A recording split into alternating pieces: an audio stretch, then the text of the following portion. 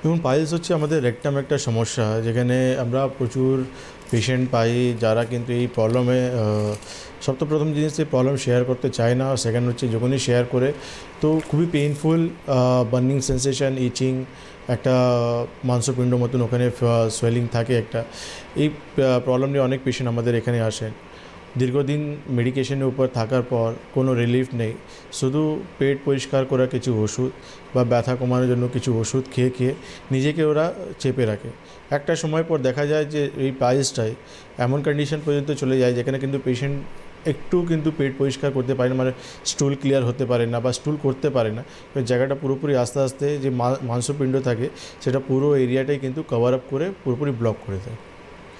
এবার বলবো যে এই অ্যাকচুয়ালি পাইলসের সমস্যা যেটা আমরা ছবিতেও দেখছিলাম, এটা হয় কেন?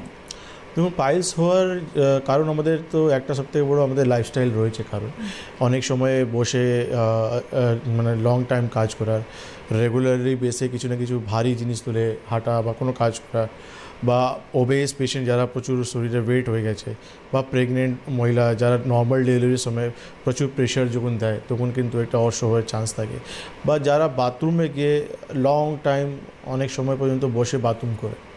এখন তো হ্যাবিট হয়ে গেছে মোবাইল নিয়ে গিয়ে বাথরুমে বসে কন্টিনিউয়াসলি যে কোনো কাজ করার, বা বসে প্রেশার দিয়ে বাথরুম করার, সময় কম আছে বা তাড়া আছে সেজন্য প্রচুর প্রেশার দিয়ে বাথরুম করা, যে তাড়াতাড়ি হয়ে গেলে আমি বেরিয়ে যেতে পারি, সেখানে দেখা যায় যে পেশেন্টের পাইলস হয়ে যাচ্ছে।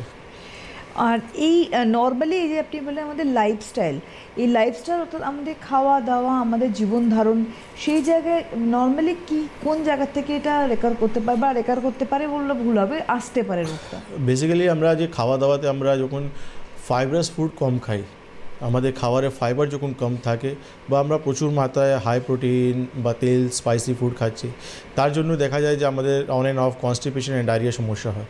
তখন দেখা যায় যে আলটিমেটলি আমাদের ওখানে একটা অর্শ প্রবলেমটা হয়ে যাচ্ছে। অর্শ একটা নর্মাল আমরা ভাষায় বলি যে মাংসপিণ্ড বেরিয়ে এসেছে, কিন্তু ওটা একটা আমাদের ভেন, যেটা টর্চুয়াস হয়ে বেরিয়ে চলে আসে বাইরে। কেন রেকটাম রিং ছোটো থাকে, বাল্ক স্টুল যখনই পাস হচ্ছে বা হার্ট স্টুল যখনই পাস হচ্ছে, সেটা কিন্তু আমাদের যে রেকটামের পাশে যে ভেনগুলো থাকে তারপর প্রেশার দেওয়ার জন্য সেটা কিন্তু টর্চুয়াস হয়ে বেরিয়ে আসে বাইরের দিকে। তো ডিপেন্ড করছে, সেটা হচ্ছে আমাদের 4টে স্টেজ থাকে। তো কি আস্তে আস্তে এটা ছোটো থেকে আস্তে আস্তে বড়ো হয়ে একটা সময় দেখা যায় এটা পুরোপুরি প্রল্যাপস হয়ে যায়।